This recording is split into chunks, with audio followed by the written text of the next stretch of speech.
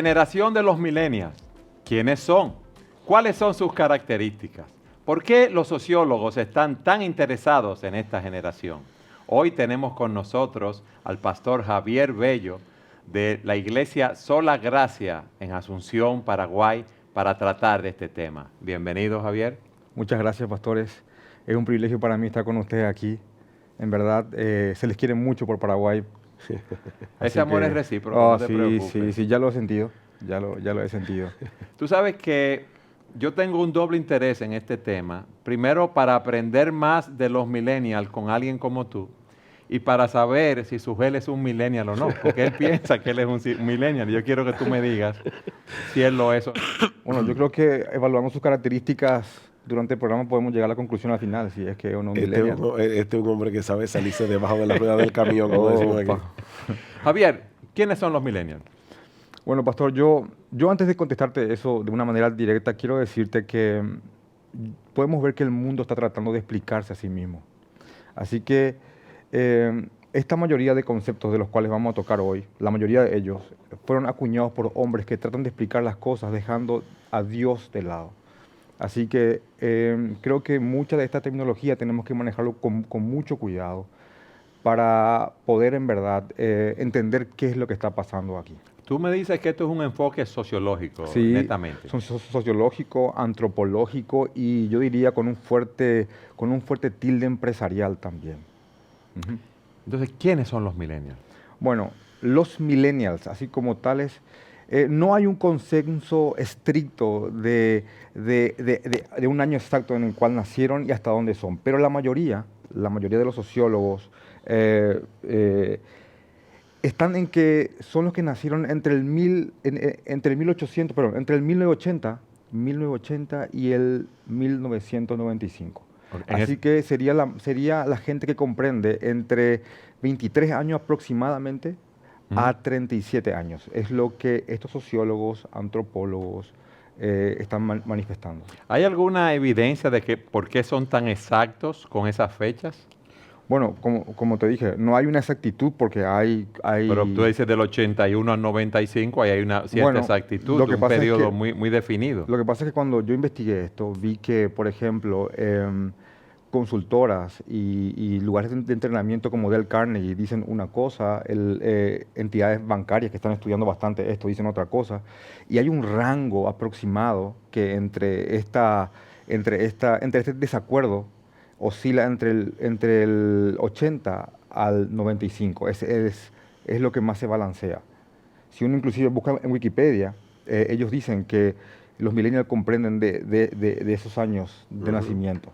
Yo quiero conocer mejor los millennials y me gustaría que tú me dieras esas características que ellos tienen y por qué son tan atractivos para los sociólogos. Vamos a ver esas características. Bueno, estos sociólogos manifiestan que los miembros de una generación son este colectivo que han sido expuestos a circunstancias que le han marcado en mayor o menor medida de acuerdo al país donde nacieron, de acuerdo al nivel socioeconómico que cada uno posee. Pero una característica de esta generación millennial es que es la generación de la hiperconexión. Uh-huh. Y cuando se dice hiperconexión es que ellos tienen ese enlace comunicativo como ninguna otra generación tuvo. Esta es la generación que vio salir el Internet masivamente. Entonces están constantemente acostumbrados a recibir respuestas rápidas. De hecho, que habíamos hablado con el pastor Sugel antes que comience el programa, que él es de los que escribía cartas. Y él me estuvo diciendo años atrás. Hace muchos años y cabellos atrás. Javier, pero tú estás delatando al pastor Sugel. Bueno, no, sí, pero es que eso es real, porque yo tengo un recuerdo con mi abuela, que ya ha fallecido, que ella en su cama tenía una mesita al lado con un cajoncito en el cual ella tenía cartas que eran de suma importancia para ella. Y ella me decía que ella esperaba esas cartas 20, hasta inclusive un mes de tiempo, cosa que hoy ya no ocurre. Si uno hoy manda una carta es por romántico. Explícale al público lo que tú decías antes de que empezáramos el programa, que cuando tú tenías amores con la que hoy es tu esposa, con Gloria, ¿cómo tú esperabas esa carta cuando tú vivías en Guatemala? Pero todavía éramos simplemente amigos. Amigos, bueno, sí, pero... Un amigo, un amigo. Está bien. Tenía un ministerio especial. Sí, tenía. siguen de amigos hasta ahora, ¿verdad? Sí, más o menos. No, pero realmente ese tema es importante porque obviamente nosotros no estamos en los millennials, a pesar de tu broma de ahorita. No, pues yo creía que tú estabas en los millennials, tú ves, de verdad. No, hace un poquito que salí de ahí. Pero, sin embargo, nosotros ya hemos absorbido características de esta generación. Y el ejemplo que ponía era ese, que yo enviaba una carta, yo vivía en Guatemala en la década 1979, mandaba una carta aquí a República Dominicana, tardaba como 10 o 15 días en llegar, luego 10 o 15 días la respuesta, y yo sabía que tenía que esperar, eso me desarrollaba la paciencia. Pero ahora mismo, yo esta mañana le mandé un WhatsApp a Eduardo para hacerle una pregunta, y mientras Eduardo no me respondía y yo no veía su respuesta en el WhatsApp, yo estaba inquieto porque tenía que tomar una decisión. Pero tú no tardaste ni siquiera 2 horas en responder. No, yo estaba en una reunión y tan pronto salí de la reunión, vi el Pero WhatsApp ya tuyo y esa devolví. impaciencia es parte de nuestra generación, seamos millennials o no. Ahora es indudable que yo veo, por ejemplo, yo tengo una nieta de 11 años y un nieto de 9 años, y la manera como ellos se manejan con la tecnología para mí es sorprendente.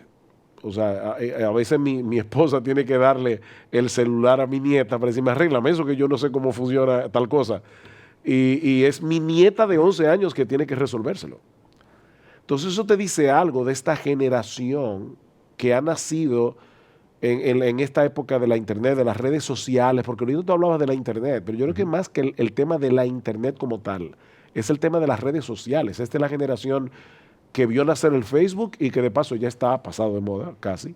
El Instagram, el WhatsApp, el Snapchat, toda la cosa que ahora hay ahora mismo para conectarse con la gente. Sí, totalmente.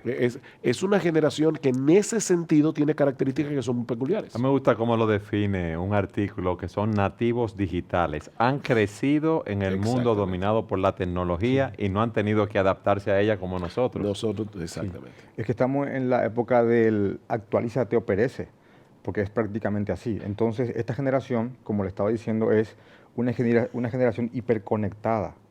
¿Por qué? Por todo el fenómeno de las redes sociales, del Snapchat, WhatsApp, del Instagram, del Pinterest, del Facebook, que ya inclusive está pasando un poco Ahora, de déjame hacerte moda. una pregunta, Javier.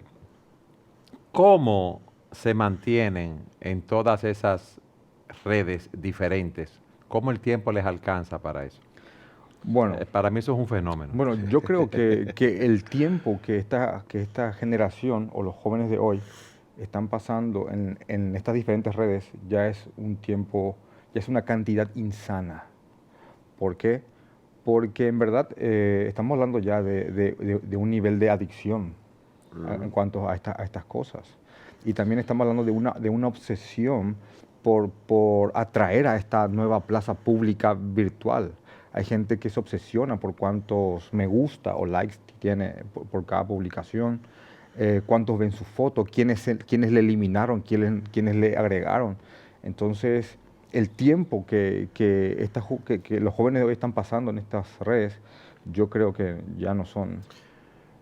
No, y es indudable que todo este tema de los me gusta y todo eso ha alimentado el narcisismo que todo el mundo tiene, porque todo el mundo después de la caída tiene un rasgo narcisista, pero el narcisismo de esta generación se ha incrementado de una manera increíble.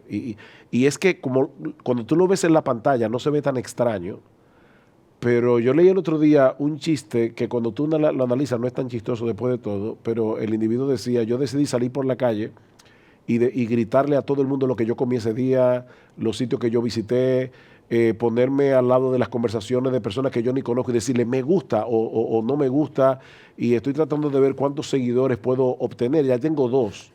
Tengo un policía detrás y un psiquiatra. O sea, es que es una locura que tú te pares en la calle a gritarle a todo el mundo que tú comiste. Pero eso es lo que hace la gente por el Instagram o todavía lo que usan Facebook para ese tipo de cosas. Es extraño. Tú estás vendiendo tu vida, o me siento triste, me siento alegre. ¿Por qué tú tienes que gritarle a todo el mundo, millones de personas, cómo tú te sientes? También quiero decir algo, que esta generación está como construyendo vidas que producen frustración en otros. ¿Por qué? Porque lo que suben a las redes son vidas falsas. Todo el tiempo felices, tomando un café aquí, un selfie en tal lugar. Y es como que uno ve de la otra persona algo que en verdad no es. Hay gente que estoy aquí con mi esposa abrazado, pero tal vez detrás de esa fotografía vuelan platos. Entonces, se vende mucha falsedad también por medio de todas estas redes ¿Tú sociales. crees entonces, en cierto sentido, que ese exceso de socialización es fruto más de uno darse a conocer o proyectarse en el medio en el cual está? Sí, es que todo este fenómeno da la capacidad a las personas que sean mini estrellas. Entonces, eso es lo que uno busca. Uno busca que cuando uno escribe algo en el Facebook o graba un video en vivo, cuanto más reproducciones tiene, uno mejor se siente. Es como buscar fama fugaz todo el tiempo, y inclusive se compiten quién hace una locura más que la otra para captar la atención de las personas. Yo leía que una característica es que esas personas en las redes se asocian con aquellos que tienen los mismos intereses que ellos y no que viven en el mismo espacio geográfico. Sí, pero entonces, imagínate, Eduardo, para poner un ejemplo personal, tú y yo tenemos ¿cuántos años conociéndonos? 37 juntos. 37 años. Nuestros hijos crecieron juntos, tu esposo y mi esposa tienen una amistad, hemos tenido que pasar problemas, hemos tenido que enfrentar dificultades, enfermedades, etcétera, etcétera. Eso no pasa en las redes y por lo tanto tú tienes muchas relaciones superficiales. Es muy fácil ser amigo en Facebook. Lo difícil es ser amigo en la práctica y tener que enfrentar a veces que no estamos de acuerdo en alguna cosa, que un día por causa de mi pecado, del pecado de Eduardo, uno dice una respuesta que no fue del todo agradable y tú tienes que resolver ese problema y aún así mantener la misma amistad por 37 años. Yo me pregunto, ¿cómo va a ser eso? ¿Cómo va a lucir eso en las próximas décadas en los jóvenes que se están enclaustrando frente a una pantalla o frente a, ya sea de la computadora o del teléfono y no se están relacionando realmente con seres humanos de carne y hueso? Bueno, pastor, yo creo que esto lo que va a producir es que la interrelación personal se frustre y Así cada es. vez más haya una lejanía entre personas cercanas. Porque lo impresionante es que vos ves en un restaurante de dos personas tal vez tomando un café y mientras toman el café uno está con el celular hablando con otra persona. Y lo triste es que tú lo ves un esposo y una esposa, Sí, el padre totalmente. con sus hijos y todo el mundo en su propio mundo. Sí, Leía que a esa generación la llaman la generación Peter Pan. sí, porque han prolongado su infancia, es lo que los sociólogos dicen. O la adolescencia. O el mito de la adolescencia. Sí, son adultecentes. Sí. La adolescencia antes terminaba a los 18, ahora termina a los 35. Sí. También veía que esa generación ha tenido acceso a una buena educación y tiene muy buen nivel académico. Sí. Bueno, una de las características de esta generación, a lo que se hace llamar generación millennial, es que tienen un acceso a la información que ninguna otra generación tuvo. Así que ellos pueden descargar información de todo tipo, ver todo tipo de tutoriales, de cómo hacer lo que sea en tiempo real. Es la generación que ha rechazado y va rechazando cada vez más de a poco los canales de aire, porque ellos quieren ver lo que quieren ver, cuando quieren ver y cómo lo quieren ver. También es una generación que ha sido acostumbrada a constantes innovaciones, cosa que ha creado en ellos pros y contras. Pros porque son bastante innovadores, son bastante creativos, pero a la vez también están muy satisfechos, siempre quieren algo nuevo, nuevo, nuevo. El millennial es, para que la gente comprenda, es el que guardó su información en un disquete, poco tiempo después quemó discos, CDs.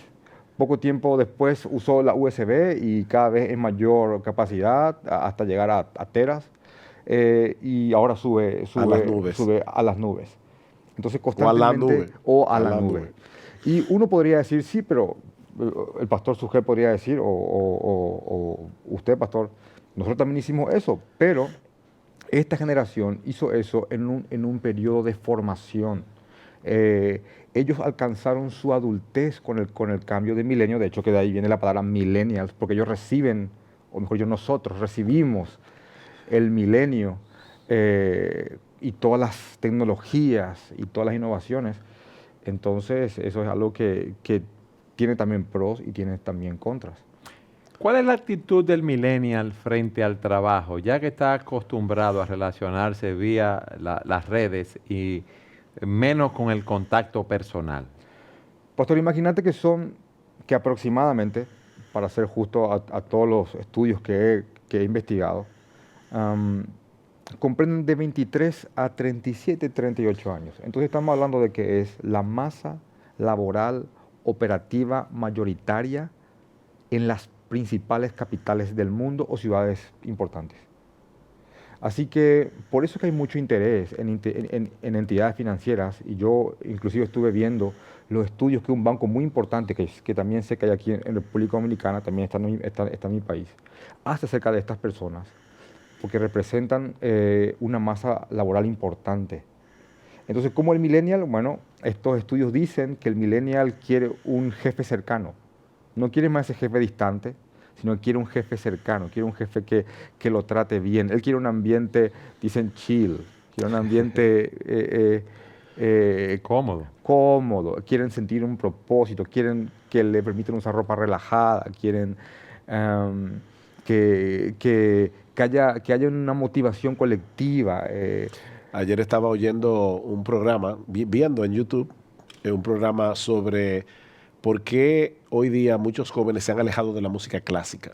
Y un joven estaba explicando, un joven músico, decía que los jóvenes quieren hoy una experiencia diferente, no ir a un teatro donde tú te sientas y escuchas a los músicos allá lejos, con los cuales tú no tienes ninguna interacción. Y él decía, qué diferente sería si hubiera una interacción más cercana y tú pudieras incluso hasta meterte en la tarima e interactuar con los músicos mientras ellos están haciendo lo que están haciendo.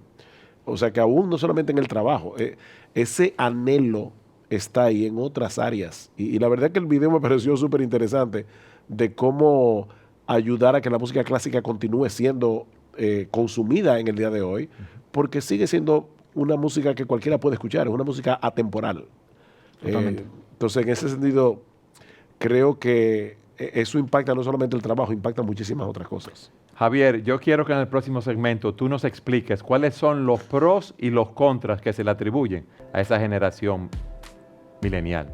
Siga con nosotros en su programa Entendiendo los Tiempos.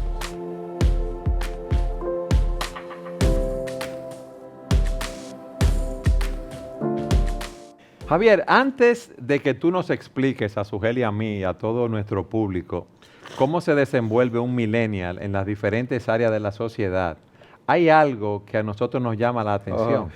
Es que tú, todas tus cosas y tus mensajes lo escribes en ese cuaderno o en otros cuadernos. Explícanos eso. ¿Eso es un déficit en tu milenialismo? Bueno, no. Bueno, eso fue un golpe. Eso fue un golpe bajo, ¿verdad? Sí, sí. Bueno, la verdad que yo tengo la costumbre. Perdón, eso es una vena poética que tú tienes, literaria, de la cual no te has podido... Sí, no, yo de eso no me he podido sacar y no quiero sacarme eso. Okay. Yo estoy acostumbrado a escribir, de hecho que yo soy pastor, y yo mis sermones los escribo. Pero si yo tomo ese cuaderno, ahí Sí. hay unas cuantas cartas de amor para tu esposa, déjame ver. No. Acá en la tapa de atrás hay unos cuantos corazoncitos. Vamos a poder leer alguna de esas cartas después para el público. Ahora, perdón, de verdad, ¿tú haces tus sermones escrito a mano, manuscrito? Completamente. Él estudia y lo que estudia, él lo apunta. Wow. Él no lo escribe. Un hombre tan tecnológico como él, pues así que él Mira, trabaja. eso sí me ha sorprendido. Sí, yo leo en mi tableta que está aquí. También escucho varios sermones, pero al final lo escribo todo a mano. Ahora, déjame hacerte una pregunta Sí. Que tiene que ver con la pregunta que Eduardo te hizo. Ustedes tienen 3 niños, ¿verdad? Sí, 3 niños. 3 niños. ¿Cuál es el mayor? ¿Qué edad tiene? Bueno, la mayor se llama Agostina, tiene Sí, 6 años. Tiene 6 años. Bueno, está comenzando a leer. Sí. Quizá la pregunta va a ser difícil responderla porque todavía estamos mirando hacia el futuro, pero Yo me pregunto, si el hecho de que hoy día los muchachos ven a sus padres leyendo en la tableta, porque tú tienes, me imagino, un Kindle, o Sí, debes tengo tener un Kindle, logos, o sí. no sé, un software de, eso, de estudio bíblico. Cuando yo veía a mi padre leer un libro, eso fue lo que incentivó tanto en mí como en mis hermanos el hábito de lectura. Pero en el día de hoy, los muchachos ven a sus padres con una tableta en la mano, o un iPad, o un Kindle, y ellos no pueden saber si tú estás jugando un jueguito, si tú estás leyendo. ¿No es eso contraproducente para incentivar el hábito de lectura en el muchacho? Bueno, yo creo que sí. Ahora, en mi caso, mi familia, es híbrida la cosa, porque yo soy de los que tiene el comentario completo de William Hendrickson y Kistemacher, entonces, y lo tengo en físico. En físico. En físico. Ok. Entonces, cuando yo quiero consultar de esos comentarios, yo los saco en físico. Entonces, cuando mi hija entra a la oficina donde yo preparo los sermones, hay como algo híbrido, porque está la tableta y están como 4 o 5 libros abiertos. Ahora estoy predicando el Sermón del Monte y tengo Martin Lloyd Jones abierto en un lugar, Hendrickson, MacArthur. También tengo Diferentes prendida en la computadora sermones que estoy escuchando. Entonces, es ya algo híbrido. Entonces, el niño ve eso, ve la parte digital mezclada con la parte física. Sí, eso es en tu caso, En mi caso, de en manera mi Pero específica. yo sé que, por ejemplo, en la iglesia de ustedes en Paraguay, según Eduardo me ha dicho, Ujú. ustedes tienen muchos matrimonios jóvenes. Yo creo Sí. que el 90%, 80 o Sí, 90% son millennials. el 90%, sí, serían de esa edad a la cual le atribuyen el adjetivo millennial. Sí. ¿Y alguna vez han discutido este tema, ustedes, ya sea en una reunión formal o informal, el hecho de qué impacto puede tener eso en la vida de los muchachos? O tal vez Sí, no. sí, lo hemos hecho. Inclusive nosotros tratamos de a nuestra hija incentivarle el hábito de la lectura con libros. De hecho, que el colegio en el cual ella está, gracias a Dios, fomentan mucho eso. Pero también hay una interactuación con lo virtual, porque ya mis niñas son nativas virtuales.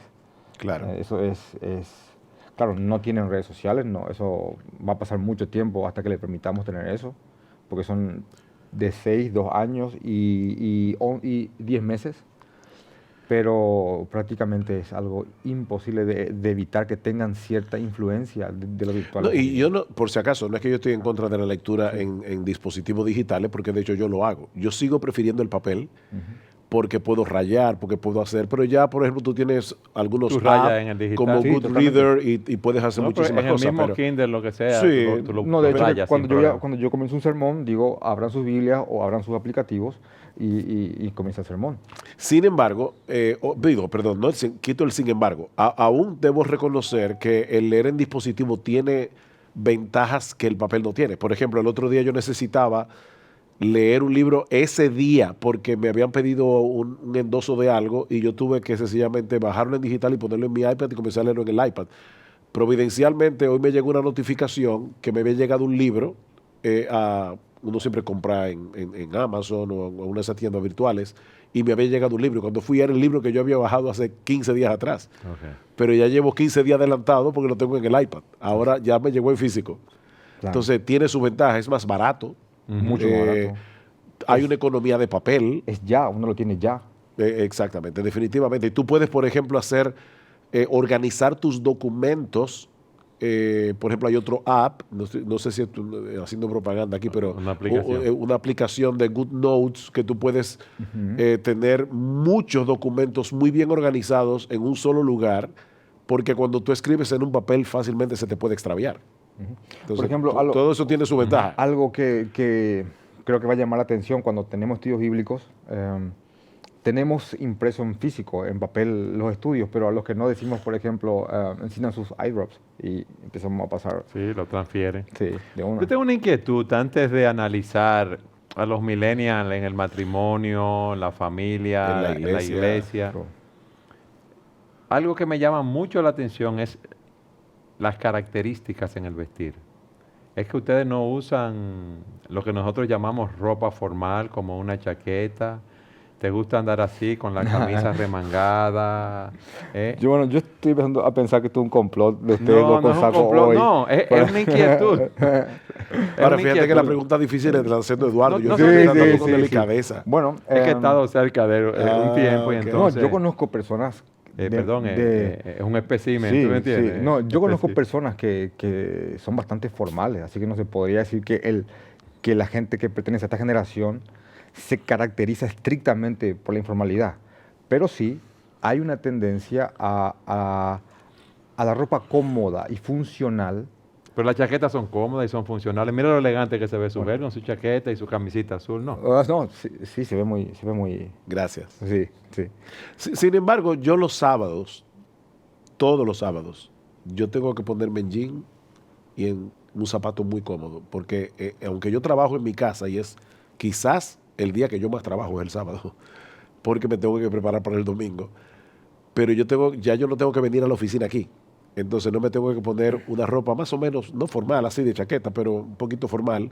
Y yo necesito el sábado relajarme y el jean le envía un mensaje a mi cerebro Ujú, de que de estoy que hay en descanso. un modo diferente. ¿Cómo le llaman a los pantalones de mezclilla ya? Que nosotros le decimos jeans aquí. Vaquero. Vaquero. El vaquero. Ok, Sí. para que me Bueno, entiendan. yo creo que la tendencia es a la funcionalidad. Entonces, yo creo que la mayoría de las personas, inclusive las empresas que están adaptando ¿cómo se diría? Sus formas de trabajo a esta Sí, generación, su entorno. sí, la mayoría están dejando de lado los uniformes o usan uniformes ciertos días no. Y más que nada brindan que los empleados puedan tener ropa cómoda. Eso. ¿Ropa cómoda o informal? Vamos a llamarlo así. Yo creería que irían de la mano, sí, porque es cómodo, es algo versátil, algo más que nada con el cual uno pueda hacer cosas de una manera más veloz. Bien. Háblanos de ese millennial. Ya tú nos hablaste de él en el trabajo, en el matrimonio. Ujú.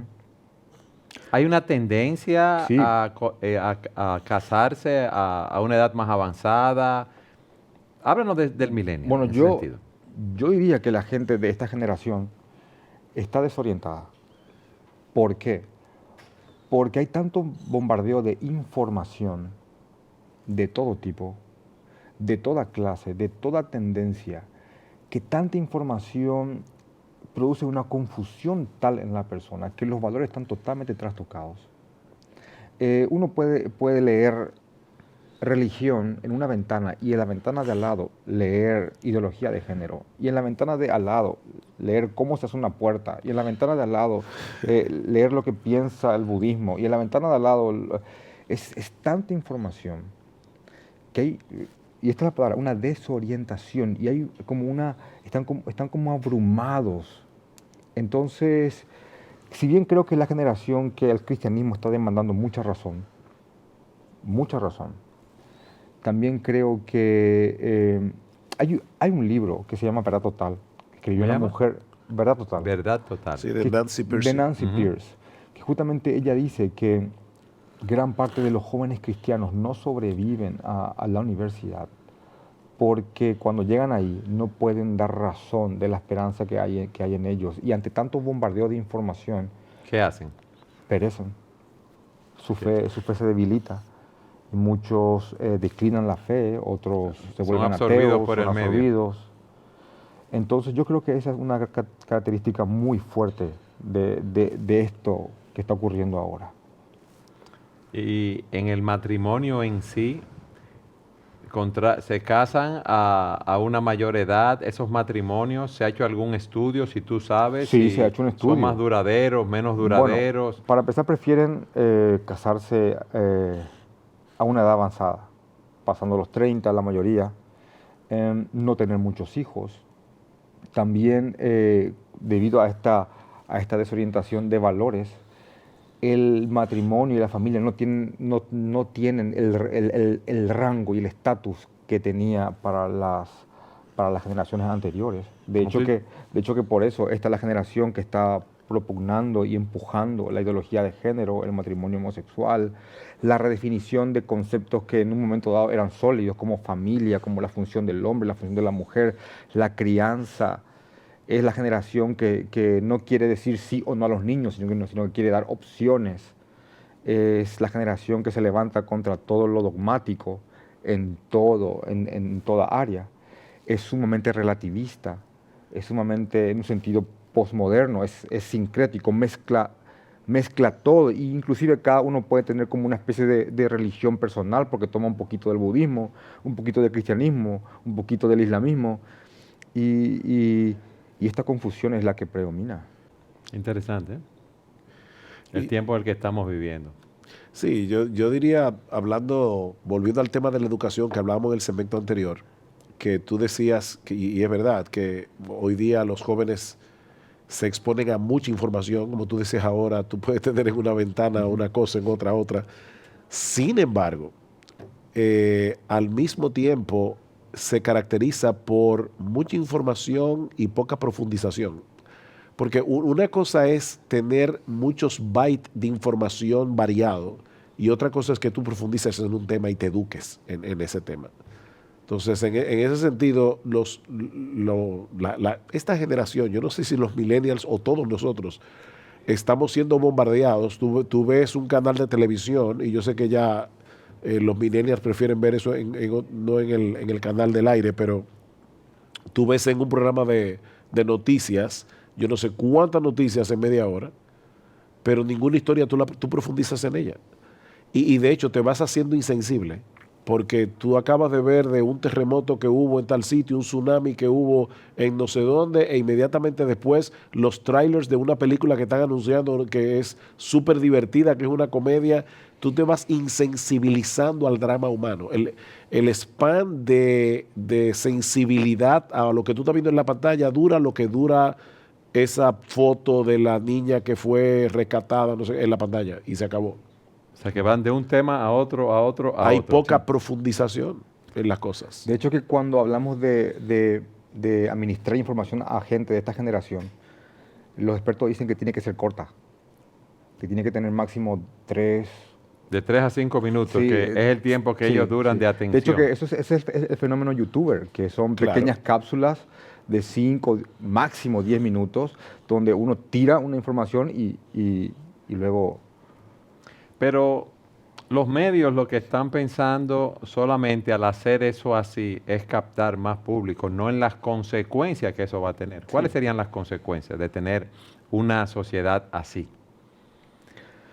De poca atención, de poca profundización, de poca capacidad de análisis sobre los temas porque no profundizan en ellos. Las consecuencias son y están siendo terribles, porque estamos hablando de que hay mucha información, pero hay poco análisis profundo. Entonces todo es efímero, todo es superficial. Entonces aquellas cosas en las cuales uno debería de meditar con tiempo, en esas cosas uno no le está dedicando el tiempo que corresponde. Entonces lo que ocurre es, volviendo a este punto que es la familia, todas aquellas cosas que deberían de ser pilares fundamentales a los cuales el hombre o la mujer debería dedicarle tiempo para entender qué son, qué función cumplen, bueno, esta generación no le está dedicando tiempo a eso. ¿Por qué? Porque todo es efímero, todo es un flash, flash, flash, flash. Y aquí también tenemos toda una corriente comercial y empresarial detrás de todo esto. De hecho, que por eso nacen los influencers, que son personas a quienes uno les da productos que ellos los exhiban, diciendo cualquier cosa, con tal que los exhiban, para captar personas todo el tiempo. Háblame de los millennials en la iglesia. Bueno, Ustedes tienen una generación de millennials donde el 80-90% de los miembros son millennials bueno con características específicas. Yo he estado allá. Pastor, quiero volver a algo que había dicho al inicio. Todas estas terminologías de las cuales estamos hablando ahora, millennial, el centennial, que sería prácticamente a los que entrarían en el rango de la adolescencia, como se conoce. Todas estas son terminologías que son acuñadas por personas que no tienen su mente sujeta a la palabra del Señor. Así que yo cuando hablo de estas cosas tengo mucho cuidado porque hay muchas cosas con las cuales yo no coincido. Por ejemplo, el millennial es rebelde. Yo diría, ¿Es rebelde por qué? yo diría el hombre, con su naturaleza, por naturaleza, es rebelde. Es egoísta, es rebelde, es orgulloso, quiere hacer su voluntad. Creo que toda esta plaza pública virtual haría que se incremente un sentido narcisista, pero el hombre es narcisista de por sí. Entonces, en la iglesia, ¿cómo tratar con esta generación en la iglesia? ¿Hasta dónde adaptarnos a esta generación? Porque yo creo que en cierta forma uno tiene que adaptarse a lo que está pasando. Yo creo que este programa es un testimonio de una adaptación Claro. de hecho, que el tiempo, bueno, el nombre que han elegido es un nombre que habla de este sentimiento, entendiendo los tiempos. Así que tenemos que entender estos tiempos y usar estas herramientas para hacer avanzar el Evangelio. Así que uno dice, los millennials en la iglesia, esta generación en la iglesia, ¿hasta dónde adaptarnos a ellos? Bueno, Esa pregunta tú me la vas a responder en nuestro Perfecto. próximo segmento. Siga con nosotros en su programa Entendiendo los Tiempos.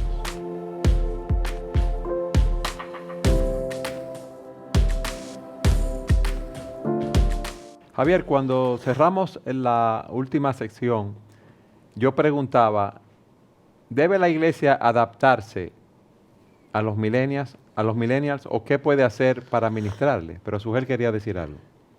No, que tenemos que dejar claro que aunque es verdad que en esta generación los que nacieron en una época particular son nativos de la tecnología, manejan estos dispositivos mucho mejor que nosotros y todo lo demás, el hombre sigue siendo hombre y el pecado sigue siendo pecado y la necesidad de redención sigue estando allí y nosotros tenemos que ministrarles a esta generación en cierta manera, tomando en cuenta las características que la diferencian, pero al mismo tiempo tomando en cuenta aquellas características del ser humano que no cambian nunca.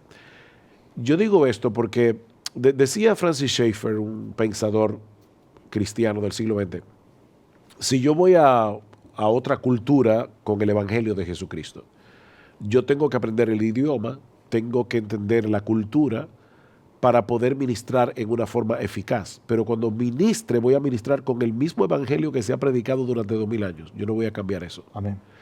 Bueno, de la misma manera, dice él, yo tengo que entender a la generación de hoy. Y eso lo dijo Schaeffer hace 30 años, o no, más de 30 años. Schaeffer murió en el año 1985-84. Antes de su muerte, ya Schaeffer decía, nosotros tenemos que entender nuestra generación porque es diferente a generaciones anteriores. Hay cosas que nosotros ya no podemos dar por sentado, por ejemplo, que antes nuestros padres en la fe podían dar por sentado. El hombre crecía oyendo la Biblia y la Biblia era su lenguaje nativo. Cuando Spurgeon en el siglo XIX predicaba desde un púlpito, él sabía que las personas a las que él le estaba ministrando estaban bíblicamente alfabetizadas. Hoy estamos predicándole a una generación que es bíblicamente analfabeta. En muchos casos. Y no conocen las historias bíblicas. Yo me sorprendo a veces, bueno, no conocen muchas cosas, porque a veces uno habla hasta de obra de la literatura universal, porque hasta la educación en las escuelas ha cambiado, que personas de esta generación, jóvenes de esta generación, no saben, no tienen ni idea de qué estamos hablando. Spurgeon podía darse el lujo de citar a Jerjes en un sermón, y la mayoría de la gente sabía lo que era. Hoy día no se da historia universal, yo no sé cómo es en Paraguay, pero aquí la educación ha cambiado tanto que ya la educación es más localista y por lo tanto en vez de estudiar historia universal se estudia historia dominicana y es una historia dominicana muy parcializada. Entonces es una generación diferente, pero con la misma necesidad de siempre. Entonces la pregunta es, ¿cómo ministrar a las verdaderas necesidades de esta generación, a pesar del cambio dramático que ha ocurrido en la forma como reciben la información, cómo se interrelacionan con los demás a través de las redes sociales, entendiendo que el hombre sigue siendo hombre? No sé si hace sentido todo lo que acabo de decir. Bueno, la necesidad del hombre de Cristo es suprageneracional. No importa las características que tengamos nosotros, o los que tuvieron antes, o los que van a venir, necesitamos de Cristo. Del Cristo bíblico, necesitamos de de comprender el arrepentimiento y el perdón de pecados. Y eso no se puede cambiar nunca. La administración de la palabra, el exaltar la palabra de Dios como la herencia de la iglesia. La iglesia ha sido siempre la iglesia de Cristo. En cuanto a la adaptación, ¿qué tanto deberíamos de adaptarnos a esta generación? Podríamos adaptarnos en cuestiones de forma, en cómo ministramos ciertos mensajes. Por ejemplo, en nuestra congregación apelamos a que la gente vaya a la iglesia, pero también lo transmitimos en vivo por las redes sociales, por si alguien no pudo ir por fuerza mayor o para gente que está en el exterior, en otros países también. O lugares distantes, allá mismo, ¿verdad? En Porque Paraguay. conocemos personas que no tienen iglesias sanas cercanas, entonces en verdad son casos que para ellos recibir la palabra a través de estos medios. Pero eso no es porque son millennials, es porque por alguna razón no pueden asistir a una congregación. Sí. Sin embargo, yo creo que sería un gravísimo error que nosotros digamos, bueno, mire, tenemos servicio los domingos a las 11 de la mañana, si usted quiere, diciéndole a la gente que está ahí sentada, ustedes pueden venir a la iglesia o pueden encender su live stream en sus hogares y en la comodidad del...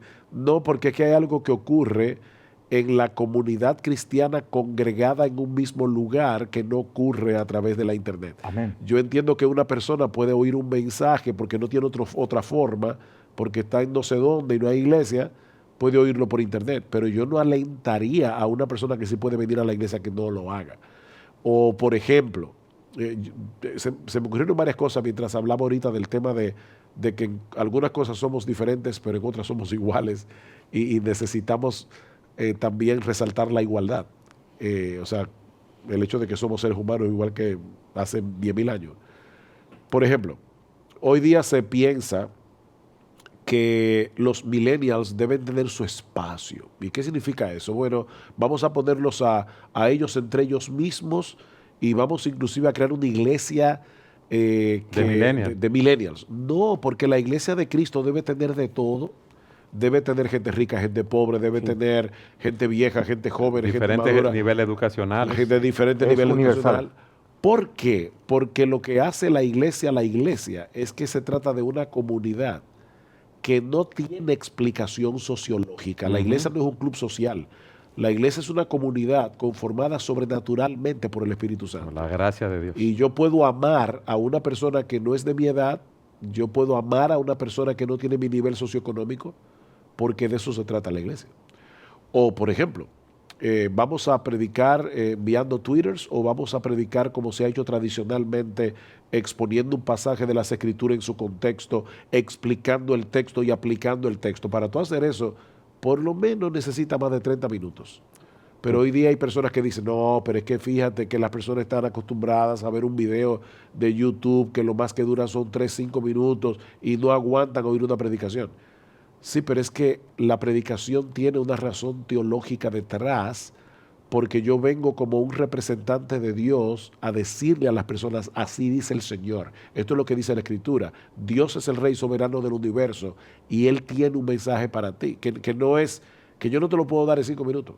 Entonces la predicación no puede pasar, por más que esta generación tenga el problema que tiene ahora. La desconexión sí, pero hay un punto real. Nosotros no podemos, como tú dices, adaptar nuestra predicación a 5 minutos cuando tenemos un mensaje de Dios. Pero yo puedo usar el YouTube con mensajes de 5 minutos que se pueden adaptar a 5 minutos. Y ahí yo estoy haciendo uso de los medios de comunicación masivos que Dios nos ha como dado en el día de hoy, las cápsulas que usamos hasta en el mismo programa Entendiendo los Tiempos.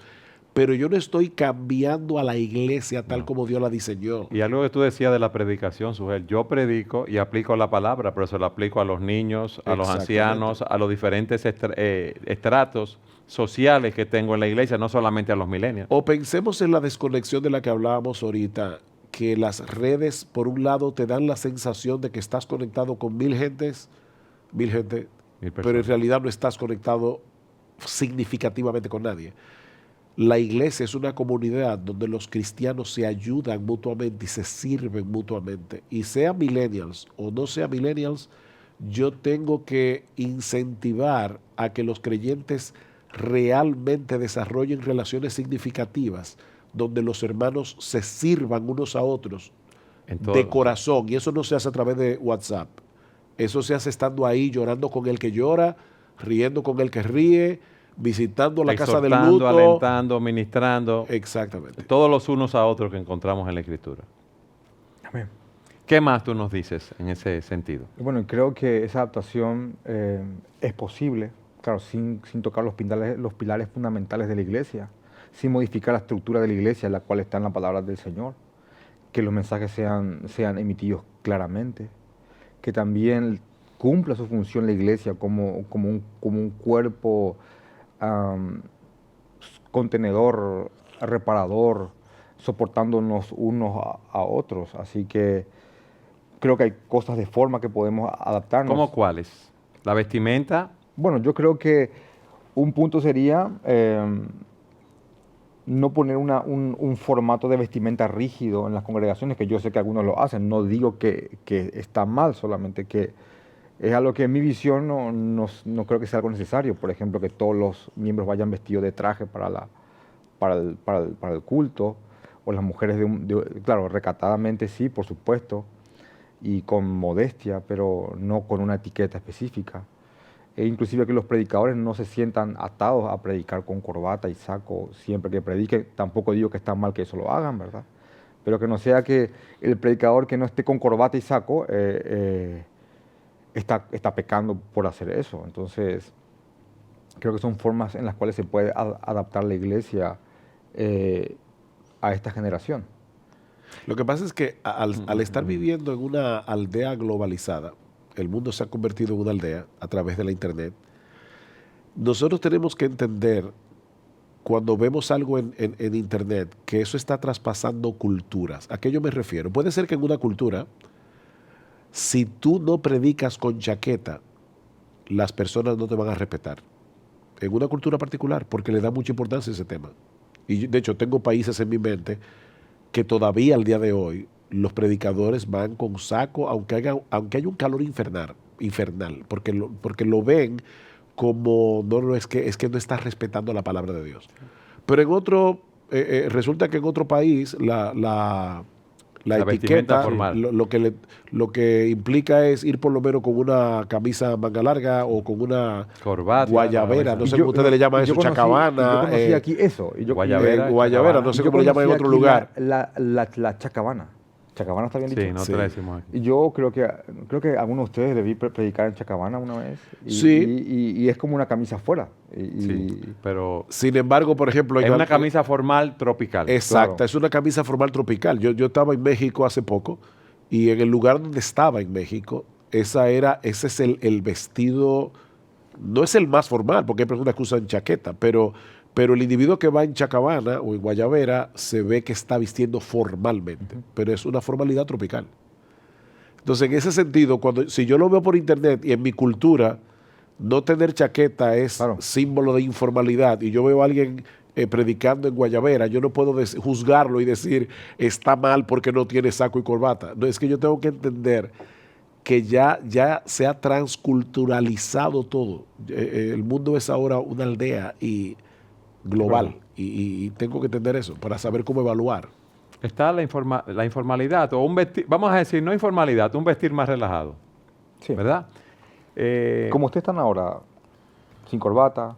¿Y cómo no sabemos que es mejor como tú estás? No, bueno, se respetan las opciones de los demás en cuanto a estos temas, ¿verdad? Pero usted está muy elegante igual. Pero tú en la iglesia donde tú ministras, sí. ¿Ustedes ministran así? Sí, yo estoy vestido de prédica. De prédica, sí. O sea, eso es lo más formal que tú te vistes. Sí, señor, así mismo. El uso de medios audiovisuales a una generación tan gráfica en el servicio en la iglesia. ¿En qué sentido? En las clases, en la predicación. Bueno, ahora las diapositivas son algo que se usa bastante. Yo particularmente no lo hago. Yo abro un cuaderno que yo lo he escrito a mano y yo predico punto por punto sin ningún tipo de herramienta audiovisual. Yo no pongo ningún video, yo no pongo ninguna imagen, pero esa es mi forma de hacerlo. Nosotros lo vemos así. ¿Tú le puedes decir tu teoría en cuanto a la predicación y los medios audiovisuales? Yo creo personalmente que hay un tono profético, no usando la palabra profético en el sentido de profecía, de predecir el futuro o algo así, o Sino tener de un mensaje predicación. inspirado, sino que el predicador está hablando en nombre de Dios. Y yo no imagino a Jeremías diciéndole a la gente de Israel, mira, aquí yo le hice un boceto de cómo es que Babilonia va a venir y va a destruir la ciudad.